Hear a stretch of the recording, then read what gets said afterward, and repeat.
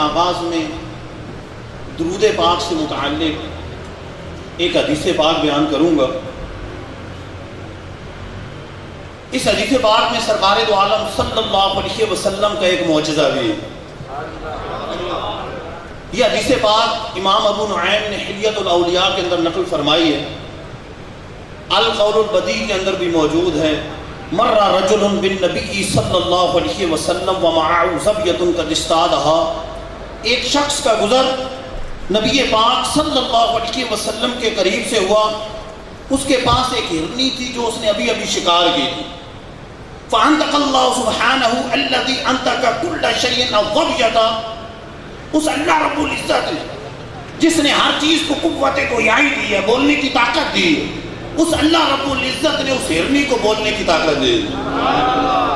ہرنی کلام کرنے لگی، فقالت، عرض کیا یا رسول اللہ صلی اللہ علیہ وسلم، ان لی اولادا وانا ارضعهم وانهم الان جیعان، حضور میرے بچے ہیں جنہیں میں دودھ پلاتی ہوں، ابھی وہ بھوکے، یہ شکاری مجھے پکڑ کر لے آیا ہے، حضور فامر هذا ان یخلعنی حتی اذهب وارضع ثم اعود، حضور آپ اسے فرمائیں مجھے چھوڑ دے، میں جاؤں گی، جا کر بچوں کو دودھ پلا کر آپ کے قدموں میں حاضر ہو جاؤں۔ حضور میرا وعدہ ہے، جاؤں گی، بچوں کو دودھ پلا کر آپ کے قدموں میں آ جاؤں۔ سرکار دو عالم صلی اللہ علیہ وسلم جو دو عالم کے داتا ہیں، اس ہرنی سے فرمانے لگے، ان لم تعودی، اے ہرنی اگر واپس نہ آئی تو، ابھی تو وعدے کر رہی ہے کہ واپس آ جاؤں، اگر واپس نہ آئی تو، عرض کیا حضور ان لم اعد فلعننی اللہ کما تذکر بین یدیہ فلا یصلی علیک، حضور اگر آپ کے قدموں میں لوٹ کر نہ آؤں تو مجھ پر اس طرح لعنت برسے جس طرح کہ اس شخص پر برستی ہے جس کے سامنے آپ کا ذکر ہو اور درود پاک نہ پڑھے۔ او کنت کمن صلی ولم یدعو، یا میں اس شخص کی طرح ہو جاؤں جو نماز پڑھتا ہے اور دعا مانگے بغیر چلا جاتا ہے۔ سرکار دو عالم صلی اللہ علیہ وسلم نے اس کے وعدے سنے تو شکاری سے فرمایا، اطلقھا وانا ضامنھا، اے شکاری اسے چھوڑ دے، میں اس کا ضامن، میں ضمانہ دیتا ہوں کہ یہ بچوں کو دودھ پلا کر واپس آ جائے گی۔ راوی کے الفاظ ہیں، ذہبت ثم عادت، ہرنی گئی، بچوں کو دودھ پلا کر حضور کے قدموں میں حاضر ہو گئی۔ فنازل جبرائیل، اسی وقت جبرائیل علیہ السلام حاضر خدمت ہوئے اور عرض کرنے لگے، یا رسول اللہ صلی اللہ علیہ وسلم، اللہ عز و جل آپ کو سلام ارشاد فرماتا ہے اور فرماتا ہے، وعزتی وجلالی انا ارحم بامتی کا من الزبیۃ باولادہا، میرے محبوب مجھے میری عزت و جلال کی قسم جتنی یہ ہرنی اپنے بچوں پر مہربان ہے، میں اس سے بڑھ کر آپ کی امت پر مہربان ہوں۔ کانا ردہم یوم القیامت کما رجعت الزبیۃ الیک، آج جس طرح یہ ہرنی آپ کے قدموں میں لوٹ کر آئی ہے، قیامت کے دن آپ کی امت آپ کے حوالے کر دوں۔ اس حدیث پاک سے چند باتیں معلوم ہوئی۔ پہلی بات یہ ہے کہ ہمارے آقا و مولا صلی اللہ علیہ وسلم نہ صرف ہمارے آقا و مولا ہیں بلکہ کل جہاں کے داتا ہیں، کل جہاں کے آقا ہیں، ساری مخلوق کے آقا ہیں۔ یہ وہی ہیں جن سے ہرنی بھی فریاد کرتی ہے، چڑیاں بھی فریاد کرتی ہیں، جن کو بکریاں سجدہ کرتی ہیں، یہ وہی ہیں گو جن کا کلمہ پڑھتی ہے، یہ وہی ہیں کھجور کا تنا جن کی محبت میں بلک بلک کر ہوتا ہے، یہ وہی ہیں کنکریاں جن کا کلمہ پڑھتی ہیں، یہ وہی ہیں جن کا اشارہ پا کر ڈوبا سورج واپس پلٹ آتا ہے، یہ وہی ہیں جن کا اشارہ پا کر چاند دو ٹکڑے ہو جاتا ہے، یہ وہی ہیں درخت جن کا اشارہ پا کر جڑیں اکھیڑتا ہوا ان کے قدموں میں حاضر ہو جاتا ہے۔ الغرض پوری مخلوق کل مخلوق کے آقا ہیں۔ خود فرماتے ہیں، مسلم شریف کی حدیث پاک ہے، ارسلت الی الخلق کافہ، رب نے مجھے ساری مخلوق کی طرف رسول بنا کر بھیجا۔ باقی انبیاء علیہ السلام مخصوص خطے کی طرف آئے، مخصوص قوم کی طرف آئے، اور حضور فرما رہے ہیں ارسلت الی الخلق کافہ، رب نے مجھے ساری مخلوق، خلق رب کے سوا سب مخلق ہے، مخلوق، پھر کافہ تاکید لگائے، ساری مخلوق کی طرف رب نے مجھے رسول بنا کر بھیجا ہے۔ پتہ چلا کہ ہمارے آقا سب کے رسول ہیں، سب کے رسول۔ جب سب کے رسول ہیں تو پچھلے نبیوں کی بھی رسول ہیں۔ اس لیے تو اعلیٰ حضرت فرماتے ہیں کیا ارشاد فرماتے ہیں؟ انبیاء سے کروں عرض کیوں مالکو، کیا نبی ہے تمہارا ہمارا نبی؟ ملک کونین کے انبیاء تاجدار، تاجداروں کا آقا ہمارا نبی، سارے اچھوں سے اچھا سمجھیے جیسے ہے اس اچھے سے اچھا ہمارا نبی، سارے اونچوں سے اونچا سمجھیے جیسے ہے اس اونچے سے اونچا ہمارا نبی۔ جیسے سب کا خدا ایک ہے ویسے ہی، جیسے سب کا خدا ایک ہے ویسے ہی ان کا ان کا تمہارا ہمارا نبی۔ یہ ہمارے نبی سب کے نبی، سب کے آقا ہیں، سب کے نبی، ساری مخلوق کے نبی ہیں۔ رب العالمین ہے تو حضور رحمت للعالمین ہے۔ اس رب العالمین نے اپنے محبوب کو رحمت للعالمین بنایا ہے۔ یہ بھی معلوم ہوا کہ جب بھی سرکار دو عالم صلی اللہ علیہ وسلم کا ذکر اقدس ہو تو درود پاک ضرور پڑھنا چاہیے۔ اسی طرح کی حدیثوں کو لے کر علماء نے یہ فیصلہ کیا کہ جب بھی سرکار دو عالم صلی اللہ علیہ وسلم کا جس محفل میں ذکر ہو درود پاک پڑھنا واجب لازم۔ ہاں علماء کے دو گروہ ہیں، ایک کہتے ہیں کہ جب جب ذکر ہو ہر دفعہ واجب، اور بعض علماء کہتے ہیں کہ ایک مرتبہ پڑھ لیا تو بری ذمہ ہو گیا۔ آسانی کی خاطر فتویٰ اس پر ہے کہ ایک مرتبہ بھی پڑھا تو بری و ذمہ ہو گیا، لیکن محبت کا تقاضا تو یہ ہے کہ اٹھتے بیٹھتے پڑھتے رہے، جو نہ بھولا ہم غریبوں کو رضا۔ تخصیص کا جواب دیا ہر طرح سے اس آیت پر کرنے والے بے بنیاد اعتراضات کا امام اہل سنت نے مدلل اور قوت کے ساتھ جواب دیا کہ جو معاند تھا وہ مسکت ہو گیا، ساکت ہو گیا، جو مقابل تھا یا تو اس نے سر تسلیم خم کیا یا ساکت ہو گیا، اس سے جواب نہ بن پڑا، کیونکہ یہ قلم کس کا تھا؟ قلم رضا تھا۔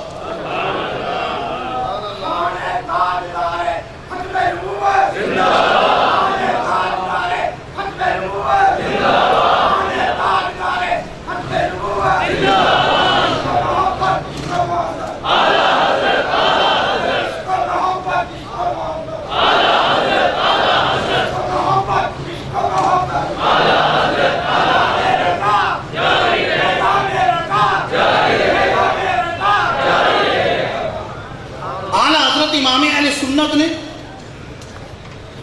ترجمہ کرتے ہوئے لفظ محمد کا ترجمہ نہیں کیا۔ ایک تو علم ہے، دوسرا کسی کو یہ نہ ہو کہ کوئی اپنے اوپر تھوپتا رہے کہ یہ میرے بارے میں، یہ فلاں کے بارے میں۔ اور محمد تم مردوں میں کسی کے باپ نہیں۔ اور خاتم النبیین کو ایسے نہیں چھوڑا کہ وہ خاتم النبیین ہے تاکہ کوئی تعویل نہ کرتا رہے کہ یہاں خاتم النبیین سے مراد افضل النبیین ہے، بلکہ فرمایا تم سے اس میں سب سے پچھلے نبی، بعد میں آنے والے نبی، سب سے آخر میں آنے والے نبی ہیں، سب سے پچھلے نبی، بعد میں آنے والے نبی ہیں۔ اعلیٰ حضرت رحمت اللہ تعالیٰ علیہ نے اس آیت کے ضمن میں وہ معروف حدیث پاک ذکر کی، حضور کے بیٹے حضرت ابراہیم انتقال کر گئے تو سرکار دو عالم صلی اللہ علیہ وسلم نے فرمایا کہ لو ابراہیم حیّن، لو کان ابراہیم حیّن لکان صدیقا نبیّا، اگر بیٹا ابراہیم زندہ رہتا تو وہ اللہ کا نبی ہوتا، صدیق نبی ہوتا۔ اس حدیث پاک کو بیان کیا، پھر کچھ اعتراضات کے جواب دیے۔ اس کو سمجھنے کے لیے دو تین باتیں سمجھیں۔ ایک بات تو یہ ہے کہ مرد کہتے ہیں بالغ شخص کو، مذکر ہو، جو بالغ ہو اور ہو مذکر مرد اسے بولتے ہیں، ورنہ بچے کے لیے بچے کا لفظ استعمال ہوتا ہے عربی میں طفل، اور مرد کے لیے عربی میں لفظ استعمال ہوتا ہے رجل، جس کی جمع رجال۔ تم مردوں میں کسی کے باپ نہیں، رب نے قرآن میں بیان کیا۔ حضور کے بیٹے بھی ہیں، بیٹیاں بھی ہیں، لیکن بیٹے بچپن میں انتقال کر گئے، نابالغی میں انتقال کر گئے، جب چھوٹے تھے انتقال کر گئے۔ اچھا، رب عز و جل نے حضور کو بیٹے عطا فرمائے کیونکہ پچھلوں کو جو جو خوبیاں عطا فرمائیں رب نے اپنے محبوب بھی عطا فرمائے۔ کوئی یہ اعتراض نہ کرے کہ پچھلے نبیوں کی تو بیٹے بھی تھے، حضور کے بیٹے نہیں ہیں، بیٹے عطا فرمائے۔ لیکن بیٹے اگر زندہ رہتے اور نبی نہ ہوتے تو یہ اعتراض ہوتا کہ کئی نبیوں کے بیٹے نبی ہیں، حضور کے بیٹے نبی نہیں، حضور کے بیٹے نبی نہیں۔ اور اگر وہ بالغ ہوتے، زندہ رہتے اور نبی ہوتے، حضور تو خاتم النبیین ہیں، حضور خاتم النبیین ہیں۔ اس لیے رب نے حضور کو بیٹے بھی عطا فرمائے اور وہ بیٹے بچپن میں وصال کر گئے، اس لیے کہ اگر نبی نہ بنتے تو اعتراض ہوتا، اور نبی بنتے وہ بن نہیں سکتے تھے کہ حضور خاتم النبیین۔ امام اہل سنت نے اس کو بڑے مدلل انداز سے سمجھایا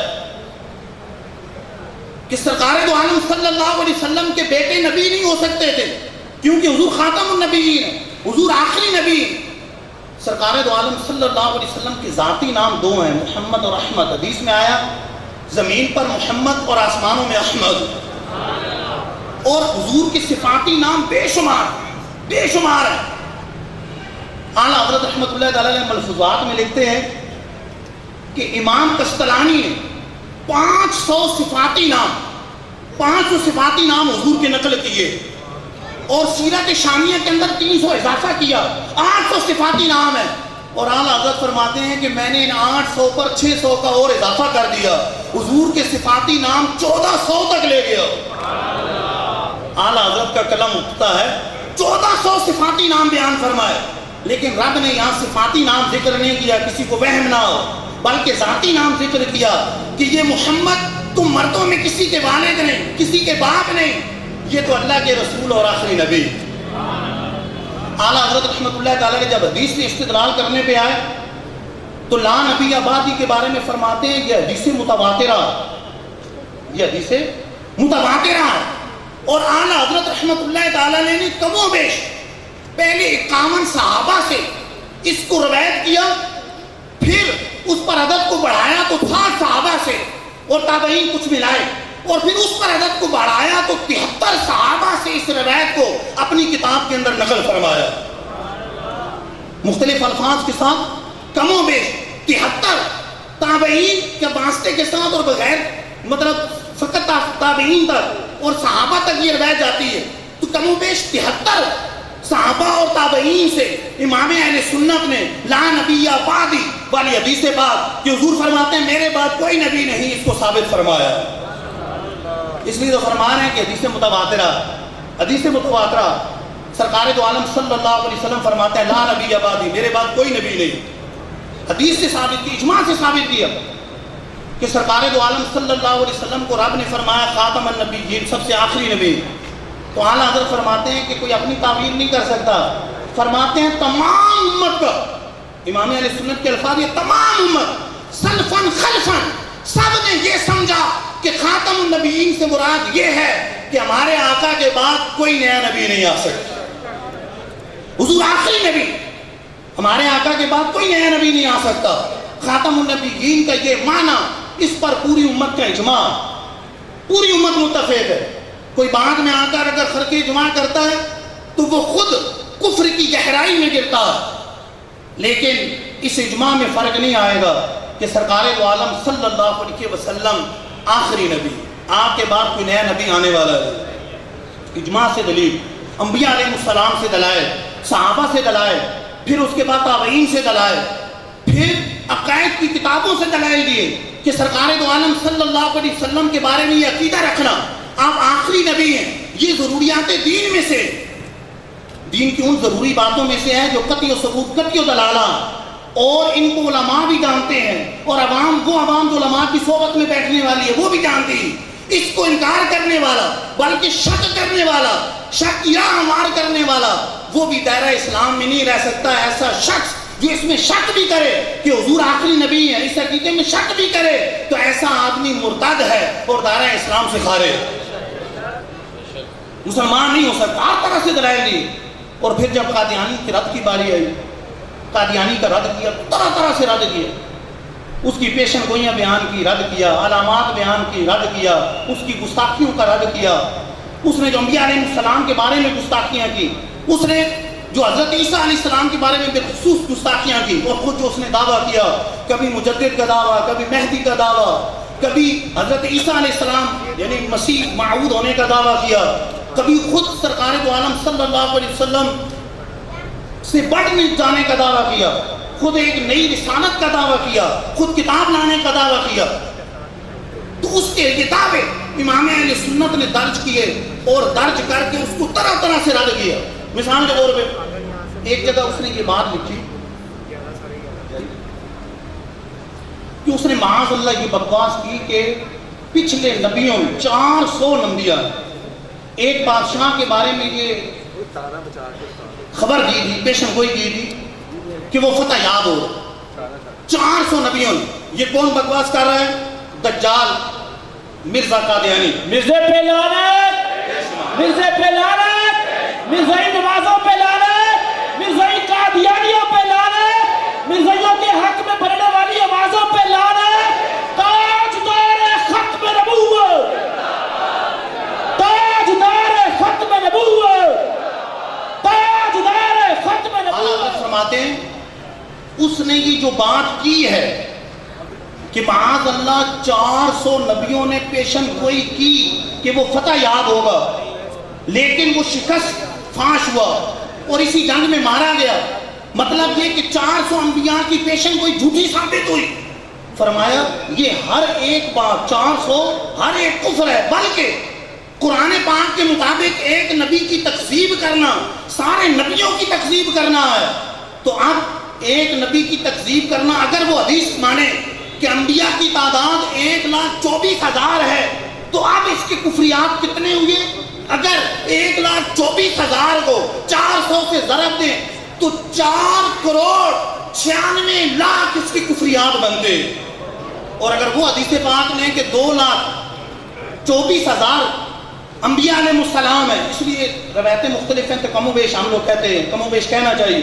اگر وہ روایت لے 2,24,000 انبیاء ہیں تو اس کی کفریات کی تعداد 8,96,00,000 بنتی ہے. اس نے اس ایک جملے کے اندر 8,96,00,000 کفریات بکے. ایک جملے میں اتنے کفریات بکے ہیں تو جو 80 سے زیادہ تصانیف ہیں اس کے اندر کتنے کفریات بکے ہو، ان کا شمار نہیں ہو سکتا. اچھا کہا کہ یہ بات اس نے اسی کی ہے کہ جو اپنی پیشن گوئی ہے اس پہ پردہ ڈال سکے، جو اپنی پیشن گوئی کی ہے جھوٹی اس پہ پردہ ڈال سکے. خود اپنے بارے میں لکھتا ہے کہ میں مکے میں مروں گا یا مدینے میں مروں گا. کیا لکھا اس نے؟ مکے میں مروں گا یا مدینے میں مروں گا. اور بعد میں مرا لاہور میں، اور لاہور میں بھی لیٹرین میں حیضے کی حالت میں گندگی سے لکھڑ گیا، اس حالت میں مرا. اور مرا یہاں دفن نہیں ہوا، دفن قادیان میں ہوا. اور کہتا یہ تھا کہ میں مکے میں مروں گا یا مدینے میں مروں گا. مرزے پہ لعنت، مرزائی قادیانیوں پہ لعنت، مرزائی نمازوں پہ لعنت، تاجدار ختم نبوت. ایک عورت تھی جس پہ وہ عاشق ہو گیا، کہتا تھا کہ مجھ پر وہی آئی ہے کہ میری شادی اس سے ہوگی محمدی بیگم سے. اس نے انکار کیا، اس نے اصرار کیا، لیکن بہرحال اس کا رشتہ کہیں اور ہو گیا. کہنے لگا کہ اگر میری شادی، اس کی شادی مجھ سے نہ ہوئی تو 1 سال کے اندر اس کے والد کا انتقال اور 2.5 سال کے اندر اس کے شوہر کا انتقال ہو جائے. اس کی شادی سلطان محمد سے ہو گئی، کسی اور سے ہو گئی. نہ اس کا والد مرا نہ اس کا شوہر مرا، بلکہ ان سے پہلے یہ خود ہی دنیا سے دفع ہو گیا، چلا گیا. اس کا بیٹا ہونے والا تھا تو کہنے لگا کہ میرا یہ بیٹا انبیاء کا چاند ہوگا، اس سے بڑے بڑے بادشاہ اس کے کپڑوں سے برکت لیں گے. تو بعد میں بچہ مرا ہوا پیدا ہو، لڑکی پیدا ہوگی، بچہ پیدا ہی نہیں ہو. پھر جب بیوی حاملہ ہوئی تو پھر بشارتیں دی کہ یہ بادشاہ اس سے برکتیں لیں گے، جو بڑا ہو کہ یہ بنے گا وہ بنے گا. بچہ پیدا ہوا اور 2.5 سال کے اندر ہی مر گئے. اس میں 20 پیشن گوئی ہیں، کوئی پیشن کوئی درست ثابت نہ ہوئی. تو اپنے جھوٹ پہ پردہ ڈالنے کے لیے معاذ اللہ انبیاء علیہ السلام کی عزت و حرمت پر حملے کرتا رہا کہ ان کی پیشن گوئی غلط ثابت ہوئی. ان پیشن گوئی اعلیٰ حضرت رحمۃ اللہ تعالی فرماتے ہیں کہ معاذ اللہ نبوت اور جھوٹ کا آپس میں کیا جوڑ. اعلیٰ حضرت نے جہاں قادیانی کے رد میں 5 رسائل لکھے، 5 کتابیں لکھی، وہاں متعدد فتوے بھی اس کے خلاف دیے، جگہ بہ جگہ رد کرتے. ایک مرتبہ معراج کا واقعہ بیان کر رہے ہیں کہ سرکار علیہ السلام فرماتے ہیں کہ سورج ڈوبنے پر قافلہ آئے گا. آپ نے اپنی معراج کی نشاندہی کے طور پر کفار مکہ کو بیان کیا. اب وہ لوگ انتظار کر رہے ہیں، سورج ڈوبنے والا.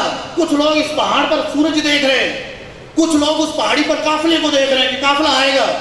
اعلیٰ حضرت فرماتے ہیں ادھر سے آواز آئی سورج ڈوبا، ادھر سے آواز آئی قافلہ آیا. فرماتا کہ یہ سچا نبی، یہ ہوتا ہے سچے نبی کی علامت کہ سر منہ کوئی فرق نہ آئے، بال برابر فرق نہ آئے، بال کے سر کے برابر بھی فرق نہ آئے، بشارت کے اندر، پیشن گوئی کے اندر، وہ کون سا جھوٹا نبی ہے قادیان کا جس کی ہر پیشن گوئی غلط ثابت ہوتی اور پھر اس کو طرح طرح کے ہیلے بہانوں سے درست ثابت کرتا ہے۔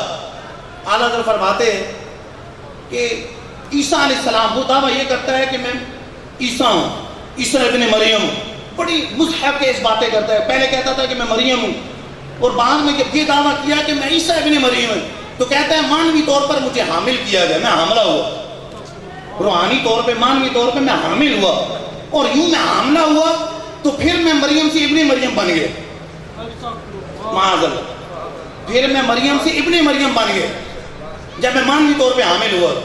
تو بار بار یہ کہتا ہے، اور ادھر قرآن و حدیث میں جو حضرت عیسیٰ علیہ السلام کی علامات ہیں، عیسیٰ علیہ السلام دمشق میں نزول فرمائیں، اور یہ قادیان میں پیدا ہو رہا ہے، یہ قادیان میں پیدا ہو رہا ہے، وہ نزول فرمائیں گے، جامع دمشق کے شرقی سفید کنارے پر نزول فرمائیں گے، فرشتوں کے پروں پر ہوں گے، 2 زرد رنگ کی چادروں میں ہوں گے، اور وہ آئیں گے تو دجال کو مقام لطف پہ قتل کریں گے، اور ان کی خوشبو سے کفار مریں گے، ان کی خوشبو سے مریں گے، جہاں تک خوشبو جائے گی جو کفر پہ ہوگا اس کا خاتمہ ہوگا، وہ آ کر خنزیر کو نابود کریں گے، شراب کو نابود کریں گے۔ ان میں سے کون سی علامت اس دجال میں پائی جاتی ہے؟ اور یہ پیدا ہوا قادیان میں پیدا ہوا۔ اچھا پھر تعویلیں کیسی کرتا ہے؟ میں بس تعویلیں کیا کرتا ہے؟ دمشق تو کہنے لگا، حقیقت میں یہ تھا کہ دمشق کے لوگ بھی خبیث الباطن ہیں، بے وفا ہیں، منافق ہیں، اور اسی طرح قادیان کے لوگ بھی ایسے ہیں۔ تو اس مناسبت کی وجہ سے پچھلی خبروں کے اندر قادیان کو دمشق کہہ دیا، یوں تعویلیں کر رہا۔ اچھا اسی طرح 2 زرد چادروں میں آئیں گے تو کہاں 2 زرد چادروں سے مراد حقیقت میں بیماریاں ہیں، اوپر کی بیماریاں، نیچے کی بیماریاں۔ تو میرے اندر بھی بڑی بیماریاں ہیں کہ میرا سر درد ہر وقت رہتا ہے، دوران راست سر گھومنے کا مرض ہے، اور مجھے کم خوابی کا مرض ہے، میرے دل کا مرض ہے۔ تو یہ اوپر کی چادر ہے، اور نیچے کی چادر یہ ہے کہ میرے مثانے میں تکلیف ہے۔ بعض اوقات ایک رات میں 100 مرتبہ پیشاب کرتا ہوں، ایک دن میں ایک رات میں 100 مرتبہ پیشاب کرتا ہوں۔ یہ 2 زرد چادریں اس طرح کی تعبیریں کریں کہ جس پہ بچے بھی ہنسیں کہ عیسیٰ علیہ السلام 2 زرد چادروں میں آئے۔ بہرحال تعلیمات اعلیٰ حضرت کو سیکھنا بڑا ضروری ہے، ان کو پڑھنا بڑا ضروری ہے، ان پہ عمل کرنا بڑا ضروری ہے۔ تو آخر میں عرض کروں گا، ویسے میں نے موضوع بھی ایک رکھنا تھا فرض علوم کے حوالے سے، جو اعلیٰ حضرت نے تعلیم دی کہ ہر مسلمان پر جو فرض علوم ہیں، عقائد کے بارے میں، ضروریات دین کے بارے میں، ضروریات اہل سنت کے بارے میں، نماز، روزہ، حج، زکوٰۃ، پھر خرید و فروخت، بیع و شراء، پھر حلال و حرام کے بارے میں، اور اس طرح باطنی امور اور جو منجیات ہیں، مہلکات ہیں، یعنی صبر، شکر وغیرہ جو منجیات ہیں، اور جو مہلکات ہیں، بدگمانی کرنا، حسد کرنا، ان چیزوں کے بارے میں امام اہل سنت کا پورا فتویٰ ہے کہ ہر مسلمان پر سیکھنا فرض ہے۔ اب یہی نہیں پتہ ہوگا کہ سرکار علیہ الصلوۃ والسلام خاتم النبیین ہونا یہ ضروریات دین میں سے ادنا شک کرے گا کافر ہو جائے گا، اور اس پر تو علماء کے بڑے بیانات ہم سنتے رہتے ہیں، جس کی وجہ سے الحمدللہ مسلمانوں کا یہ عقیدہ بالکل پختہ ہو گیا۔ لیکن کئی ایسے ضروریات دین ہیں، ہو سکتا ہے جن کی طرف توجہ ہی نہ ہو، کئی ایسے مسائل ہیں جو ضروریات اہل سنت سے تعلق رکھتے ہیں، اس کی طرف توجہ نہ ہو۔ تو یہ چیزیں ہم نے سیکھنی ہیں۔ طلب العلم فریضۃ علی کل مسلم، علم حاصل کرنا ہر مسلمان پر فرض ہے، لازم ہے۔ یہ علم حاصل کرنا فرض ہے، عقائد کا علم، حلال و حرام کا علم حاصل کرنا فرض ہے۔ ایک مسئلہ عرض کرنا ہے، وہ مسئلہ یہ ہے کہ تصویر یہ اشتہاروں پہ جو چھاپتے ہیں یہ جائز نہیں، یہ حلال نہیں، حرام۔ اعلیٰ حضرت کا فتویٰ، امام اہل سنت کا پورا رسالہ فقط اس قول پر ہے کہ تصویر چہرے کا نام، اور یہ تصویر حرام، تصویر حلال نہیں۔